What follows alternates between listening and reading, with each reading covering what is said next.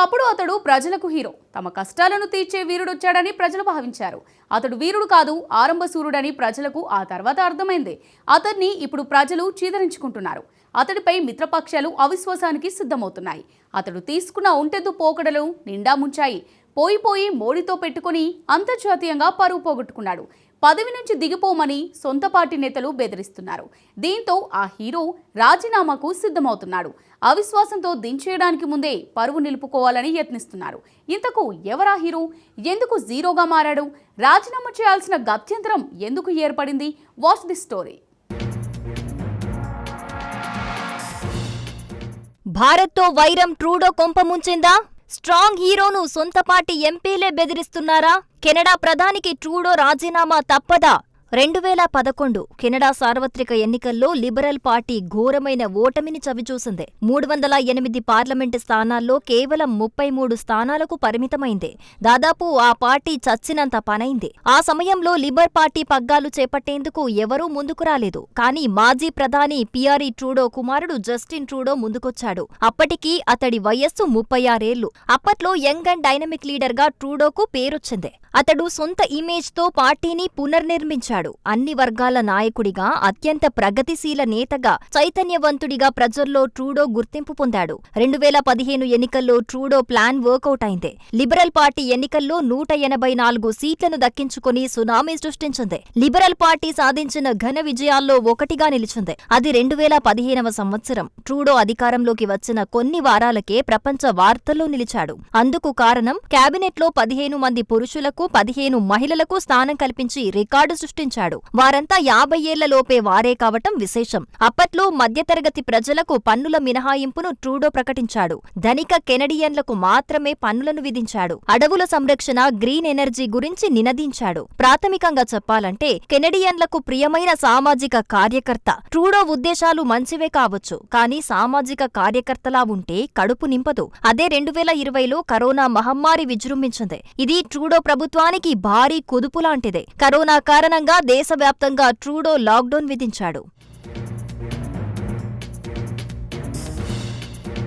లాక్డౌన్తో వ్యాపారాలను సైతం ట్రూడో ప్రభుత్వం నిలిపివేసింది. ప్రభుత్వ ఉద్యోగులకు వ్యాక్సిన్ తప్పనిసరంటూ ఆదేశాలు జారీ చేశాడు. ఇక్కడ కూడా ట్రూడో ఉద్దేశాలు మంచివే కావచ్చు, కానీ దీన్ని అమలు చేసిన విధానమే ఇబ్బందికరంగా మారింది. వ్యాక్సిన్ తప్పనిసరి అనేసరికి కెనడియన్లు ఆందోళనకు దిగారు. అయితే ఈ ఆందోళనలను ట్రూడో ఉక్కుపాదంతో అణచివేశాడు. 2020 నుంచి ట్రూడో నాయకత్వంపై ప్రజల్లో వ్యతిరేకత మొదలైంది. ఈ నిర్ణయం ట్రూడో సొంతంగా తీసుకున్నది. దీనికి కేవలం అతడు మాత్రమే బాధ్యుడు. ట్రూడో విదేశాంగ విధానం కూడా ఇప్పుడు విమర్శల పాలవుతోంది. తమకు సంబంధం లేని ఢిల్లీలో రైతుల ఆందోళనలపై భారత్పై ట్రూడో విమర్శలు చేశాడు. ఖలిస్తానీ వివాదంలోనూ విచిత్రమైన వైఖరిని అవలంబిస్తున్నాడు. ఆర్థిక వ్యవస్థ బాగున్నంత వరకు ట్రూడో వైఖరిని కెనడియన్లు సహించారు. కానీ ఇప్పుడు ట్రూడో చర్యలను కెనడియన్లు తప్పుబడుతున్నారు. ట్రూడో ఇప్పుడు సమర్థవంతమైన ప్రతిపక్ష నాయకుడు పియర్ పొలియేవర్ను ఎదుర్కొనటంలో విఫలమవుతున్నాడు. ప్రజలు ఎదుర్కొంటున్న సమస్యలను, వివాదాస్పద అంశాలను పొలియేవర్ ఎత్తిచూపుతున్నాడు. సంస్కృతి, వాతావరణ మార్పులు వంటి అంశాల్లో తనదైన శైలిలో చెలరేగిపోతున్నారు. దీంతో పొలియేవర్ గ్రాఫ్ రోజురోజుకు పెరుగుతోంది.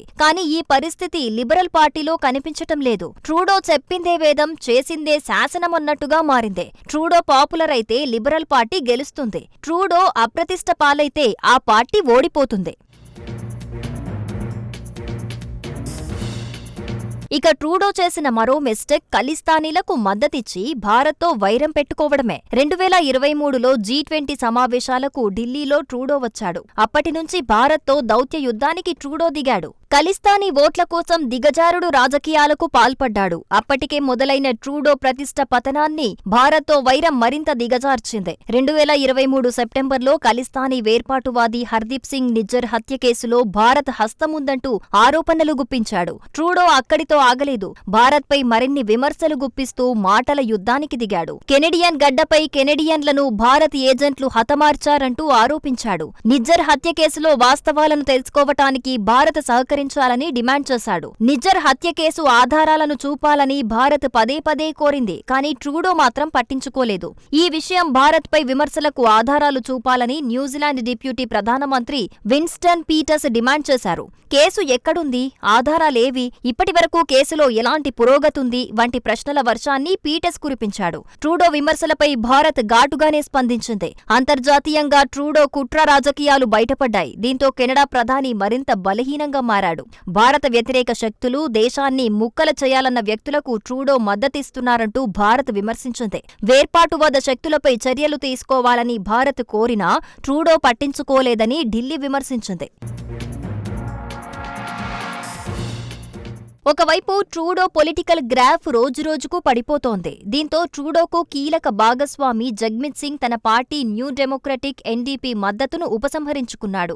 ఓటర్లకు ట్రూడో ప్రభుత్వం ద్రోహం చేస్తుందంటూ జగ్మిత్ సింగ్ విమర్శించాడు. జగ్మిత్ సింగ్ మద్దతు ఉపసంహరణతో ట్రూడో ప్రభుత్వం మైనార్టీలో పడింది. ఆ తర్వాత సొంత పార్టీ ఎంపీలే ట్రూడోకు వ్యతిరేకంగా మారారు. ట్రూడో పదవికి రాజీనామా చేయాలంటూ డిమాండ్ చేస్తున్నారు. ట్రూడో తప్పులు, తప్పటడుగులు అతడి పతనాన్ని మరింత వేగవంతం చేశాయి. దేశీయంగా తన లోపాలను కప్పిపుచ్చుకునేందుకు ట్రూడో భారత్పై విమర్శలను ఎక్కుపెట్టాడు. అక్టోబర్లోనే సొంత పార్టీకి చెందిన 24 మంది ఎంపీలు ట్రూడోకు అల్టిమేటం జారీ చేశారు. జనవరిలోగా రాజీనామా చేయాలని, లేదంటే తిరుగుబాటును ఎదుర్కోవాలంటూ హెచ్చరించారు. కెనడా పార్లమెంటులో 308 మంది సభ్యులకు గాను లిబరల్ పార్టీకి 153 మంది ఎంపీలున్నారు. అందులో 24 మంది తిరుగుబాటు చేస్తున్నారు. పార్లమెంటులో మ్యాజిక్ ఫిగర్ 180.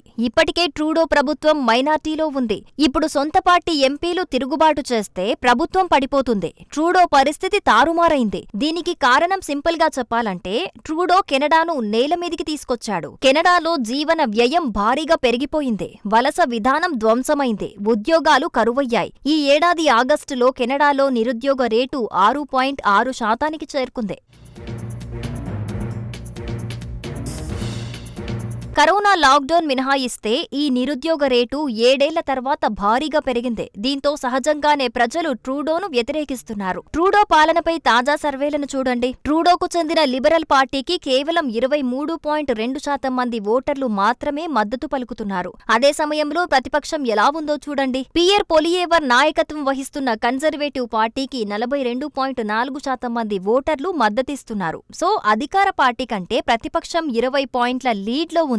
స్పష్టంగా చెప్పాలంటే ఇప్పటికిప్పుడు కెనడాలో ఎన్నికలు జరిగితే జస్టిన్ ట్రూడో ఘోరమైన ఓటమిని మూటగట్టుకోవటం ఖాయం. దీనికి కూడా ఎవరో కారణమంటూ ట్రూడో నిందించగలడు. 2015 నుంచి ట్రూడో ప్రధానిగా అధికారంలో ఉన్నాడు. దాదాపుగా 9 ఏళ్లుగా నాయకత్వం వహిస్తున్నాడు. మరో రకంగా చెప్పాలంటే ప్రస్తుతం లిబరల్ పార్టీ అప్రతిష్టకు ట్రూడోదే బాధ్యత. నిజానికి ఈ ఏడాది అక్టోబర్లో కెనడా ఎన్నికలు జరగనున్నాయి. కానీ పార్టీని వచ్చే ఎన్నికల్లో గట్టెక్కించాలంటే ట్రూడో పదవి నుంచి దిగిపోవాలని లిబరల్ ఎంపీలు డిమాండ్ చేస్తున్నారు. దీనికి తోడు వచ్చే పార్లమెంటు సమావేశాల్లో అవిశ్వాస తీర్మానానికి ఎన్డీపీ రెడీ అవుతోంది. దీంతో ట్రూడో ప్రభుత్వం పడిపోవటం ఖాయం. అదే జరిగితే ట్రూడో మర్యాద మంటగలుస్తుంది. అందుకే మర్యాదగా పదవి నుంచి తప్పుకోవాలని భావిస్తున్నాడు. రాజీనామాకు సిద్ధమవుతున్నాడు. ప్రజల్లో ప్రధాని పట్ల తీవ్ర అసంతృప్తి, విశ్వాసం కోల్పోయిన మిత్రపక్షం, సొంత పార్టీలో తిరుగుబాట్లతో ట్రూడో ముప్పేట దాడి ఎదుర్కొంటున్నాడు. ఇప్పుడు ట్రూడోకు దారులు మూసుకుపోయాయి. గత్యంతరం